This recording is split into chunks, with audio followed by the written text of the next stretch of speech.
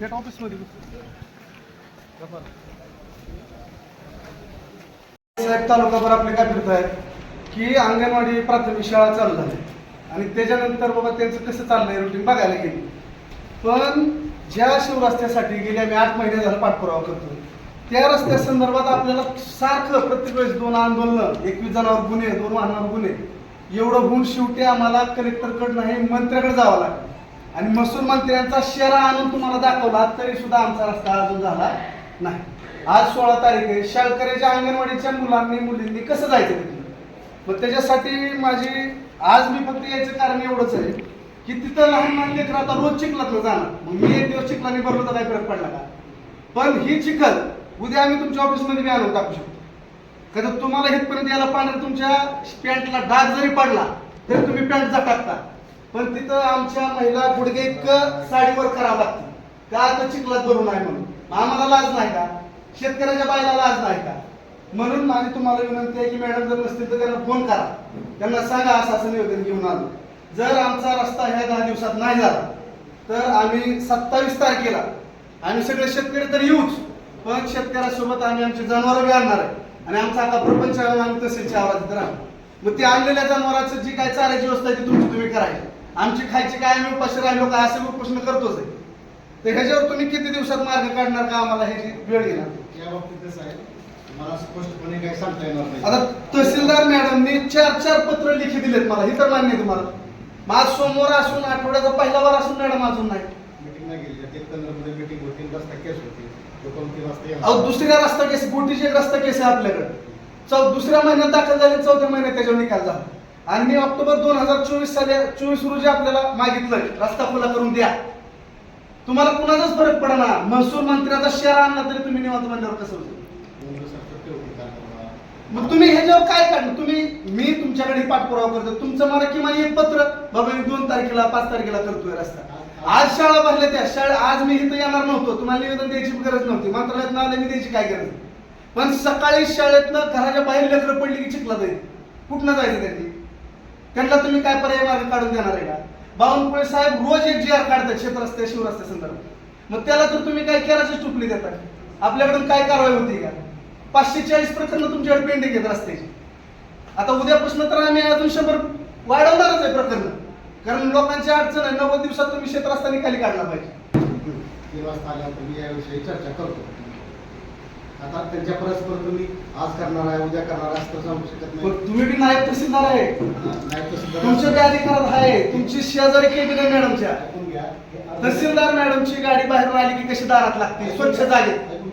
मग आमचा प्रपंच आमच्या भाकरी चिखलात घ्यायच्या का? 3 वाजता चर्चा करतो मॅडमशी आणि आपल्याकडून कधीपर्यंत कळवणार तुम्ही? आता तुम्हाला चर्चा करून कळवा, तुम्ही संध्याकाळी कळवा, उद्या सकाळपर्यंत कळवा. पण आम्ही तोपर्यंत तुम्हाला निवेदन देऊन जातो. ते आमचं निवेदन घ्या. जर 26 तारखेपर्यंत रस्त्याचा मार्ग नाही निघला तर 27 तारखेला आम्ही आमच्या आया बहिणी कुटुंब गावकरी शेतकरी जनावर सगळं घेऊन आम्ही तुमच्या दारात राहणार. त्याच्यावर तुम्हाला चाऱ्याचं नियोजन करा. आम्हाला जोवर रस्ता होत नाही तर आम्ही इथं उठू शकत नाही. हे आंदोलन त्याच्यासोबत तुम्हाला मंत्रालयात आणलेला शेरा सुद्धा आहे.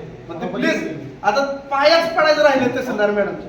किती आमसभेत त्यांना प्रश्न विचारला, किती वेळा पाठपुरावा करणार?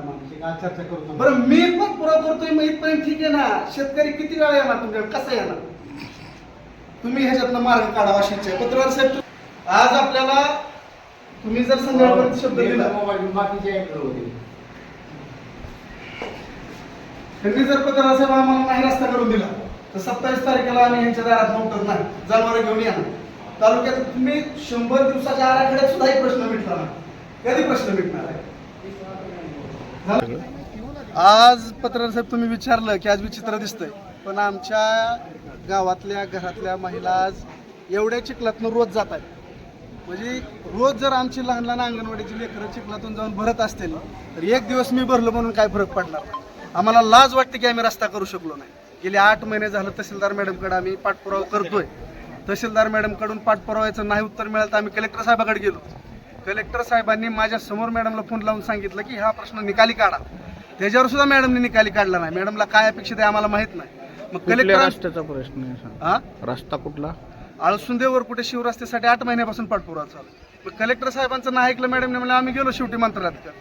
महसूल मंत्री आपले चंद्रकांतदादा बावनकुळे साहेबांकडे गेलो, तर इथपर्यंत पोचायला आम्हाला लय कष्ट लागलं.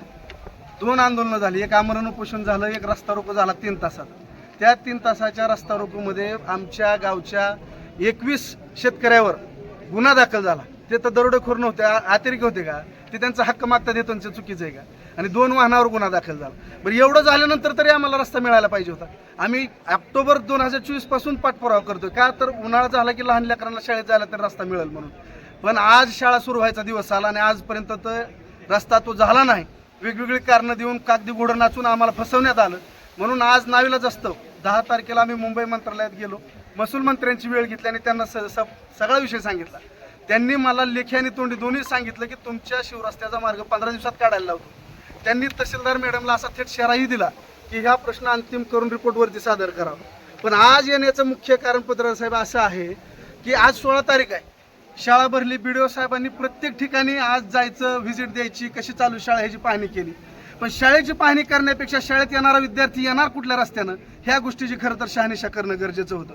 म्हणून माझी सगळ्या शेतकरी बांधवांना सगळ्यांना विनंती राहील की इथून पुढच्या काळात आणि तहसीलदार मॅडमला सुद्धा माझी विनंती आहे की तुम्ही जर येत्या 26 तारखेपर्यंत जर आम्हाला तो रस्ता, म्हणजे आजपासून आम्ही 10 दिवस दिलेत, मंत्र्याचं पत्र देऊन सुद्धा 5-6 दिवस झाले, अजून 10 दिवसात जर त्यांनी आमच्या रस्त्याचा मार्ग नाही काढला तर 27 तारखेला आम्ही आमच्या शेतकऱ्यासह, त्याच्या जनावरांसह आणि आमच्या महिला भगिनी अंगणवाडीच्या लेकरांसह तहसीलच्या आवारात इथं ठे आंदोलन करणार आहोत. आणि जोपर्यंत रस्ता होत नाही तोपर्यंत आम्ही इथनं उठणार नाही. आता एवढं टोकाचं पाऊल घ्यायचं कारण फक्त एवढंच आहे की सकाळी भाजीपाला जर आणायला जायचं म्हणलं तर पत्रकार साहेब आमच्या महिला हितवर साडी उचलतात, असं गुडघ्या इतकं. प्रशासनाला लाज वाटत नसेल पण आम्हाला लाज वाटली की आम्ही आमच्या महिलांची लाज वाचवू शकलो नाही. आज साडी गुडघ्यापर्यंत घ्यायची आणि लोकांनी बघत बसायचं. कुठल्या दिशेला चाललंय? तुम्हाला रस्ता प्रकरण निकाली निघत नाही 8-8 महिने आणि वरून किती बी भारी बोलायचं, चांगलं बोलायचं, ह्याने प्रश्न सुटणार नाहीत. आज आम्ही ह्या स्टेजला आलो, इथून पुढे आम्ही जर अजून वेगळं वळण घ्यायचं नसेल तर तहसीलदार मॅडमने आम्हाला 26 तारखेपर्यंत रस्ता द्यावा अशी आमची अपेक्षा. आज आम्ही आम्हाला तहसीलदारला भेटूनच निवेदन द्यायचं होतं, पण तहसीलदार नसल्यामुळं आम्ही नायब तहसीलदारांकडे 27 तारखेला आंदोलन करतो ह्याचं रितसर निवेदन दिलंय आणि त्याची पोचपावती पण घेतली आणि आम्ही पोलीस स्टेशनची पण त्याची पोचपावती घेणार आणि ह्या दोन्हीचं पत्रव्यवहार आम्ही कलेक्टर साहेबांकडे आणि महसूल मंत्र्यांकडे करणार. तहसीलदार नसल्याबाबत तुम्हाला माहिती काय भेटली? तहसीलदार नाहीत, इथं विचारलं तर इथलं म्हणले आम्हाला सांगता येत नाही. तहसीलदारला कोणी विचारायचं कधी येणार? आता त्यांचं आवक जावक रजिस्टर नाही, काय नाही, विचारणार कोणाला? इथं विचारलं तर हे सांगत नाहीत, शिपाई सांगत नाहीत. शिपायांना सांगून ठेवलं असेल त्यांनी की सांगू नका. आता इकडं बघा पत्र एवढे टोप्यावले धोत्रावले दिसते, ही शेतकरी काय आले तिथं? ह्यांचं जर हालचाल रजिस्टर असेल तर ते कळलं असतं ना येणार कधी जाणार कधी. म्हणून तहसीलदार मॅडमला जर एवढंच कामाचा व्याप असेल तर त्यांनी वरती प्रस्ताव करून ॲडिशनल अजून एक तहसीलदार मागवून आमचे प्रश्न मार्गी लावून द्यावा. त्यांच्या एकट्याने जर मार्ग निघत नसेल प्रशासनाचा आणि एवढं करून जर त्यांना मार्ग काढायचा नसेल जाणीवपूर्वक तर आम्हाला पुढे गेल्याशिवाय किंवा बसून राहिल्याशिवाय मार्ग नाही.